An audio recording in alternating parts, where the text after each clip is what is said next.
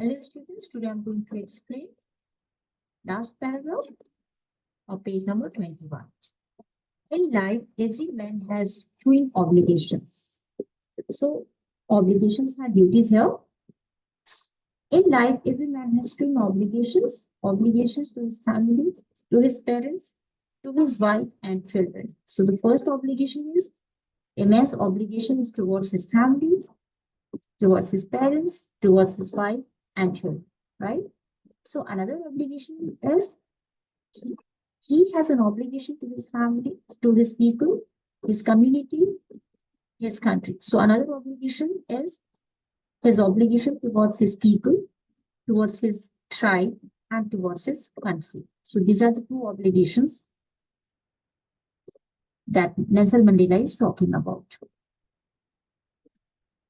In a civil and humane society, each man is able to fulfill these obligations according to his own inclinations and abilities. Inclinations are interest. So he's saying that in a civil and humane is kind, right? And so in a kind and civil society, each man is free to fulfill both these two obligations, right?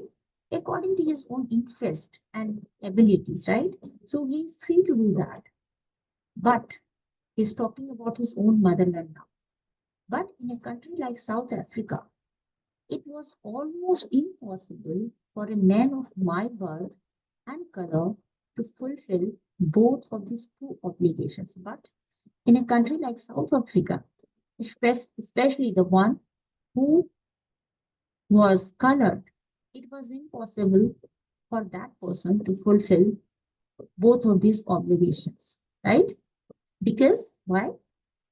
Because of the apartheid policy. Because during the apartheid policy, South African government enforced strict racial segregations, right?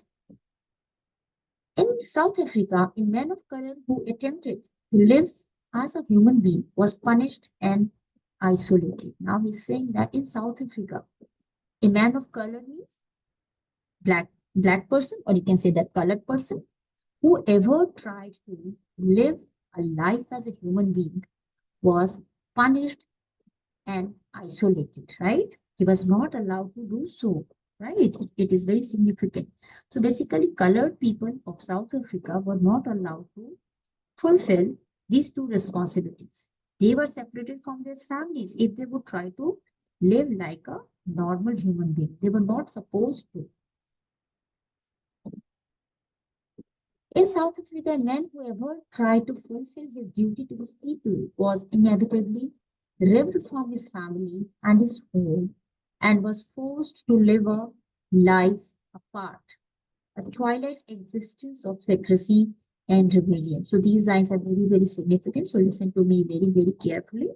Now, he's saying that any person, any colored person basically, who ever tried to assert his dignity and rights as human beings, was forced to live an isolated life, right? That person faced severe consequences, right? He was not allowed to speak against the authority, right? So basically, such people would be isolated, such people would be separated from their families, and they were treated in the worst possible manners, right? So that was the time when there was white supremacy in South Africa. And also another significant point, if anybody, especially I'm talking about colored people, if any colored person ever tried to take any stand for his people, for his community, right, that person would be separated from his family, right? The oppressor would declare him a rebel and he would be forced to live an obscure life. So here, twilight existence is obscure life, right? Life of secrecy and rebellion, right? So these two terms are very, very significant. Let me explain the meaning of the word twilight. What is twilight? Twilight means the time of the day when the sun has set, but it is not fully dark, right? Now, twilight existence here, this phrase refers to the difficult and clandestine life that an individual, especially the one who protested against the apartheid policy. So that man was forced to live a separate life, right? So those who protested against the policy were forced to live a harsh and secret life.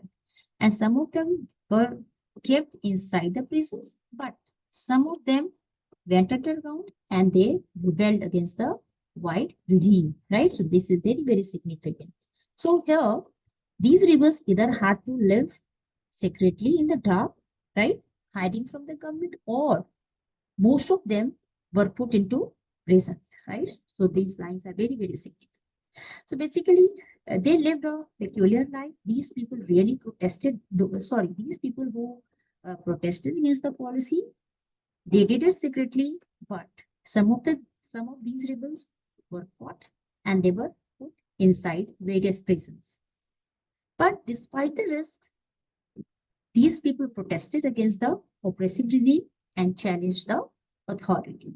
Moreover, this phrase also highlights the sacrifices made by them who lived in constant fear but took great risks to fight for justice and equality for their countrymen. Now, here, I did not in the beginning choose to place my people above my family. So, in the beginning, obviously, I gave importance to my family. I looked after my family and children well.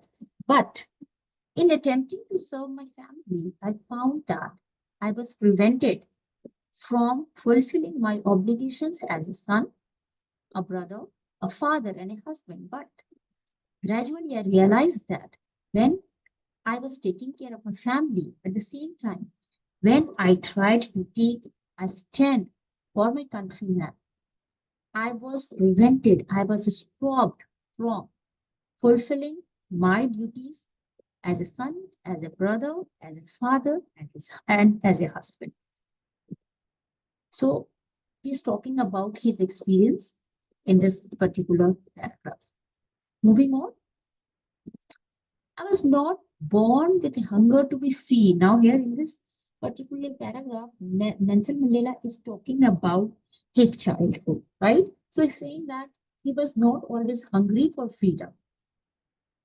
I was born free. He believes that he was always free because he was born free. He was free in every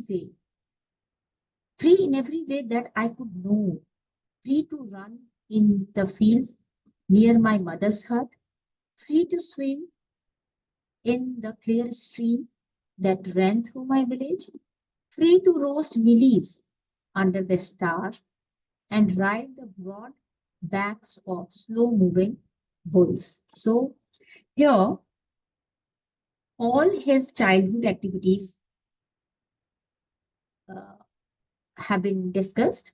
So here, these are the childhood activities that Nelson Mandela enjoyed when he was a small child, and he enjoyed running in the field near his mother's hut. He just loved swimming in the clear stream that ran through his village. He just enjoyed roasting millies. Millies are ponds, right, under the stars. So these are the night activities that Nelson Mandela enjoyed a lot. And he also loved riding slow moving bulls, right? Now, here we will understand now, as long as I obeyed my father and abided by the customs of my tribe, I was not troubled by the laws of men or God. So he's saying that as long as I listened to my parents, I obeyed my father, and I followed the rules and regulations of my tribe, right? I was not bothered. I was not troubled. I was free, right? I was carefree. I was basically carefree. And I did not care for the laws of men, or I did not bother about the laws of the God as well. So he was free in all the possible manners when he was a child. So all these childhood activities of Nelson Mandela portray him as a carefree, fun-loving, and happy young child.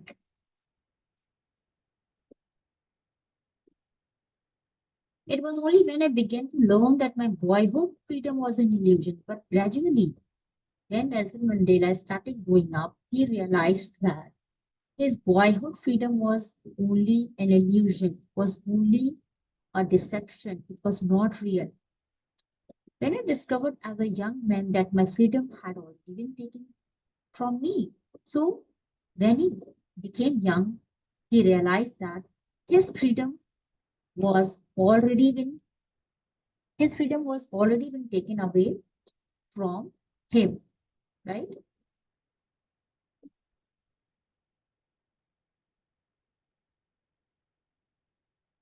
Moving further,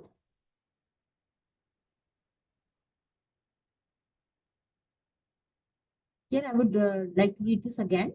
It was only when I began to learn that my boyhood freedom was an illusion, when I discovered as a young man that my freedom had already been taken from me, that I began to hunger for it. Here, in this particular, these particular lines are very significant in the sense that Nelson Mandela used to think that he was born free, right? But when he became a young man, he realized that his freedom, his boyhood freedom, was only an illusion, was only a deception, not reality, right?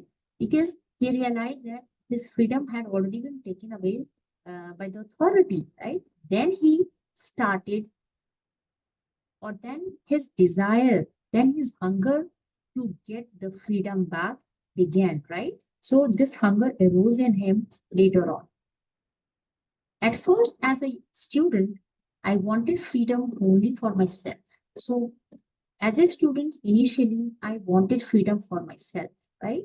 The transitory freedoms of being able to stay out at night, read what I pleased, and go where I choose. So these, why these freedoms are transitory freedom? Because these were not permanent freedoms, right? So what was the freedom what kind of freedom he desired for? He desired what he wanted to stay out at night.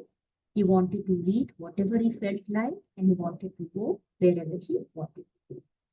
Later, as a young man in Johannesburg, I yearned for the basic and honorable freedoms of achieving my potential, of earning my keep, and of marrying and having a family. The freedom not to be obstructed in a lawful way. Now here, as a young man in Johannesburg, Johannesburg is a place in South Africa, I desired for the basic and honorable freedom. I desired for the basic and respectable freedoms. And what were these freedoms? The first freedom was to achieve my potential. The first freedom was to achieve whatever my desire was, to achieve my goal, right? To realize my potential was his first goal. Second was to earn his keep. Third was to marry, and another freedom that he always desired was having a family. So, but these freedoms were obstructed and was not allowed to enjoy any of these freedoms. And basically, in a lawful society, these freedoms or this kind of freedom cannot be obstructed by the authority or by the government. But then I slowly saw that not only was I not free, but my brothers and sisters were not free. But gradually, he realized that not only he was not free, but also all his brothers and sisters who looked like him, they were also not free, right? They were also not living a life of dignity, right? They were also ostracized. I saw that it was not just freedom that was curtailed, but the freedom of everyone who looked like I did. So he realized that not only his freedom was curtailed, but the freedom of everyone who looked like Nelson Mandela, means he is talking about black people. Their freedom was also taken away. That is when I joined the African National Congress, that is ANC. That time he realized, and that time he decided to join the ANC. And that is when the hunger for my own freedom became the greater hunger for the freedom of my people. It was this desire for the freedom of my people to live their lives with dignity and self respect that animated my life, that transformed a frightened young man into a bold one. Now his eyes started opening up to see the condition of his people. So, the desire for freedom of his people to live their lives with dignity motivated Nelson Mandela to join ANC. Thereafter, he began his struggle. He began his protest against the white supremacy, against the white regime, right? And obviously, Nelson Mandela got transformed in many ways. How? In the next video, I'm going to cover that.